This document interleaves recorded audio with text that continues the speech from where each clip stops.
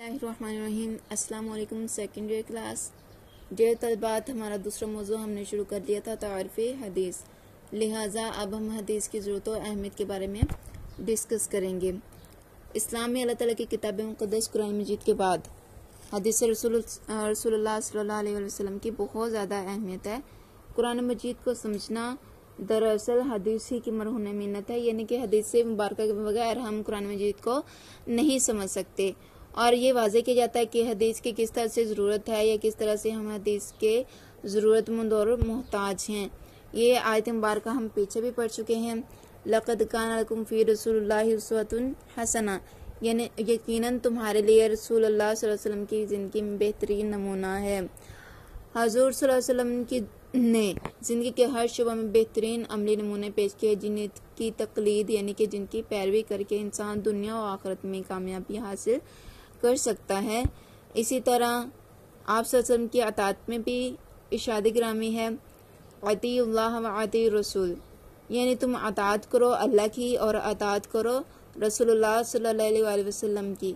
एक और जगह पर अल्लाह ताला का इरशाद मुबारक है, वमा अताकुमुर रसूलु फखुज़ूहु, बस जो कुछ तुम्हें रसूल दें वो ले लो। वमा नहाकुम अन्हु फंतहु, और जिस चीज़ से मना करें उससे बाज रहो। तो हदीस के बगैर हमें ये पता नहीं चल सकेगा कि आप सल्लल्लाहु अलैहि वसल्लम ने किस चीज़ का हुक्म दिया है और किस चीज़ से मना फरमाया है। और अल्लाह अतात रसूल ही अल्लाह ताला की अतात है, जैसा कि अल्लाह ताला का इरशाद है, वमन युतिर रसूल फ़क़द अता अल्लाह, और जिसने रसूलुल्लाह की पैरवी की उसने अल्लाह ताला की पैरवी की। गोया कि हदीस का मुताला के बगैर अल्लाह ताला की अतात मुमकिन ही नहीं है। रसूल की अतात हदायत का ज़रिया भी है। हम अल्लाह ताला से दुआ करते रहते हैं, अल्लाहुम्मा इहदिना सिरातल मुस्तकीम, या अल्लाह हमें सीधा रास्ता दिखा दे। कुरान मजीद ने भी वाज़ेह अल्फाज में इरशाद फरमाया है, इन तुतीउहु तहतदू, यानी अगर रसूल की इताअत करोगे तो हदायत पा जाओगे।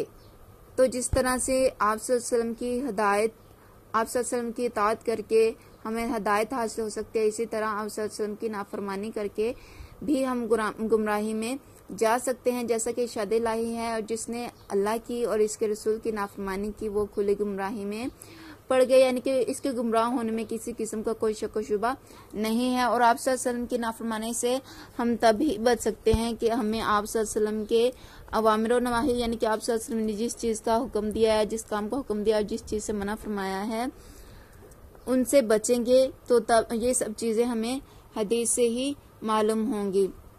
हदीस की तारीखी हैसियत क्या है? हदीस इंसानियत का बिलअमूम, यानी कि अमूमी तौर पर, और तारीख़ इस्लाम का बिलखसूस अहम तरीन दौर और हिस्सा हजूर सल्लल्लाहु अलैहि वसल्लम की ज़िंदगी का है। आपके दौर में होने वाले काम वाक़यात का इल्म हमें हदीस से ही हासिल होता है।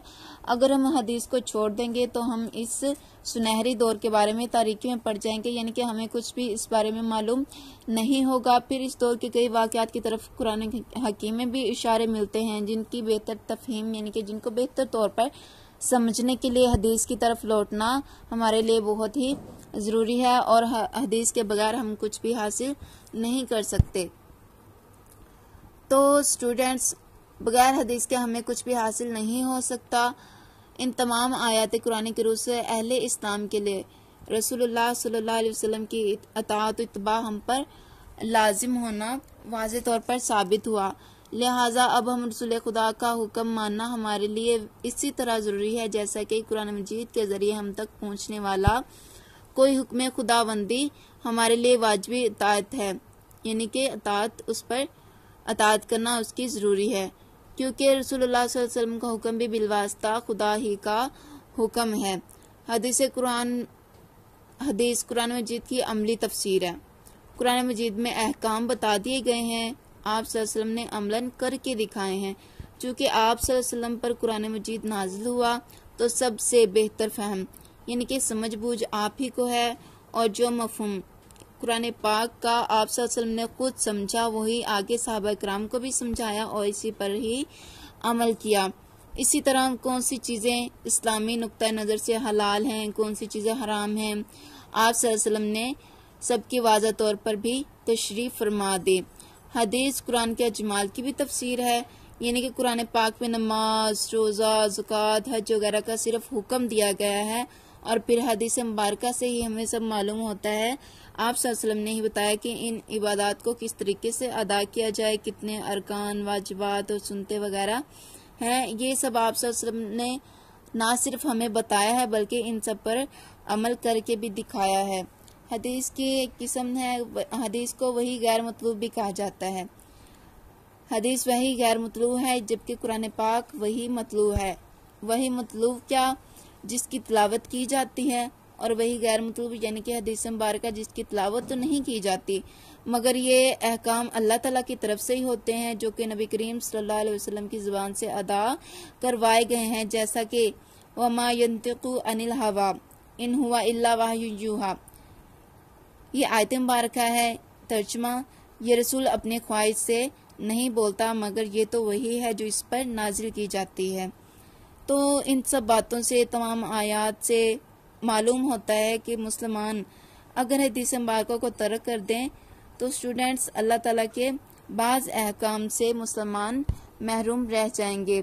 आगे देखिए, जमा तदवीन हदीस, यानी कि हदीस को जमा करना किस तरह से जमा किया गया। सबसे पहले हम तदवीन का मानी पढ़ते हैं। हदीस शुरू करने से पहले और इसके मुतालिक बयान करने से पहले ये बता देना ज़रूरी है कि अहद रिसालत से लेके आज तक, यानी कि आप सल्लल्लाहु अलैहि वसल्लम के दौर से लेके आज तक हदीस की तदवीन और जमा तरतीब का काम कैसे अमल में आया। तो सबसे पहले तदवीन का मायने जान लेते हैं। तदवीन का मायने है जमा करना, यानी कि इकट्ठा करना। तदवीन का मायने जमा करना यानी कि इकट्ठा करना है। यानी हदीस को जो कि सहाबा के पास महफूज थी ज़बानी तौर पर या तहरीर मौसूदात की सूरत में, इनको कैसे कैसे किताबी शक्ल दी गई, लिहाजा इस काम को 3 बड़े मराहिल में तकसीम किया जाता है। इस काम को 3 बड़े मराहिल में तकसीम किया जाता है या अदवार में तकसीम किया जाता है। सबसे पहला है अहद रिसालत, यानी कि आप सल्लल्लाहु अलैहि वसल्लम का दौर। इस इजमाल की शरह यह है कि सरकार रिसालत सल्लल्लाहु अलैहि वसल्लम का अहद पुरनूर जो नुज़ुल कुरान का ज़माना है, इस अहद पाक में भी जो कुरान पाक की आयात की हिफाजत सबसे अहम काम था। इसलिए हुज़ूर करीम सल्लल्लाहु अलैहि वसल्लम ने सहाबा किराम रज़ियल्लाहु तआला अन्हुम को ताकीद फरमाई कि वो सिर्फ आयात कुरानी कलमबंद किया करें और अहादीस को तहरीर ना किया करें ताकि आयात कुरानी मिलजुल ना जाएं। अलबत्ता ज़बानी तौर पर अहादीस नकल करने की इजाज़त थी मगर बाद में आप सल्लल्लाहु अलैहि वसल्लम ने इजाज़त तो दे दी जब आप सल्लल्लाहु अलैहि वसल्लम को यकीन हो गया कि अब कुरानी आयात में और अहादीस में इल्तबास ना होगा, यानी कि दोनों आपस में मिले जुलेंगी नहीं, यानी कि सहाबा किराम रज़ियल्लाहु तआला अन्हुम में तमीज़ कर सकते हैं। आप सल्लल्लाहु अलैहि वसल्लम ने खुद भी अहादीस तहरीर कुरानी मसलन सुलहनामे, मकतूबात, इंतज़ामी फ़रामीन वगैरह। अक्सर सहाबा के पास लिखे हुए अहादीस के मजमूए भी थे, जैसा कि किताबें सदका, इनकी किताब सदका, इसमें हुज़ूर सल्लल्लाहु अलैहि वसल्लम ने ज़कात के मसाइल पर अहकाम तहरीर करवाए थे। इसी तरह सहीफ़ा अली रज़ियल्लाहु तआला अन्हु, इसमें क़िसास और दियत से मुतल्लिक अमूर थे।